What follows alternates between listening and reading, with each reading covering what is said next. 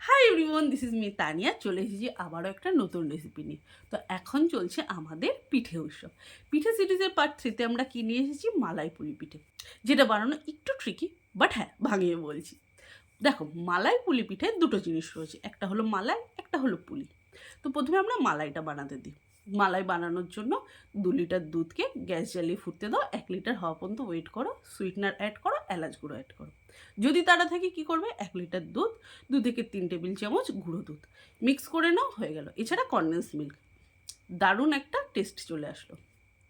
আচ্ছা, এবার কি করব, আমরা বানাবো হলো পুলি। প্রথমে বলে দিই, পুলিতে তোমরা কি পুর দেবে সেটা তোমাকে ডিসাইড করতে হবে। পুর 2 রকম হয়, একটা নারকেলের, একটা সন্দেশি।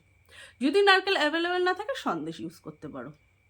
নারকেলের পুর বানানোর জন্য কি করতে হবে, নারকেল আর চিনিকে একটা পাক দিয়ে নিতে হবে কড়াইতে, সাথে চাইলে এলাচগুলো দিতে পারো। এবার আসি ডো তৈরি, এখানেই মেন কাজ। অনেকের কি হয়, ডোটা ফেটে যায়। তো প্রথমে আমি বলে দিই, হিসেবটা হলো 2 কাপ। যদি আমরা চালের গুঁড়ো নিই, 2 কাপ জল দিতে হবে। কড়াইতে জল দিলে সামান্য লবণ, ঘি বা তেল সামান্য, চালের গুঁড়ো দিয়ে ভালো করে পাক দিয়ে নিলে। স্টিম কমিয়ে করো। চালের গুঁড়ো কী হয়, জলে দেওয়ার পরে দলা পেকে যায়, খেয়াল রাখতে হবে সেদিকে। আচ্ছা, গ্যাসটা মোটামুটি যখন এক জায়গায় চলে আসবে, চালের গুঁড়োটা বন্ধ করে দাও। এবার ভালো করে একটুখানি খন্তি দিয়ে দিয়ে মাখানোর চেষ্টা করো। মোটামুটি একটু ঠান্ডা আসলে, পুরো ঠান্ডা হয়ে গেলে চালের গুঁড়ো দলা পেকে যায়।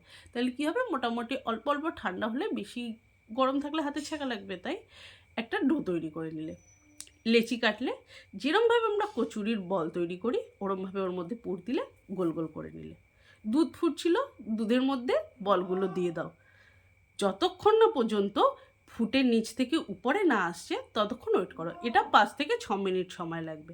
ঢাকা দিয়ে রাখলে যখনই উপরে ভেসে উঠলো, গরম গরম সার্ভ করো, বাড়ির লোককে খুশি করো।